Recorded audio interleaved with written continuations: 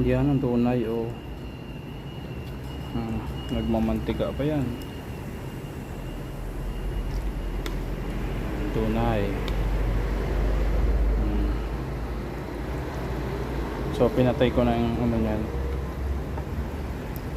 Oh. Sarap, nagmamantika guys oh. Sarap. So transfer ko na siya dito. Yun oh. Sarap. Ano to, Bicol Express na sili na may konting karne. Understood? Na may konting karne.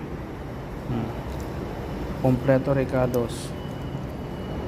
Nagmamantika, lutong-luto yung gata. Yan oh. Sarap. Sarap nito. Ano pa men, kain na.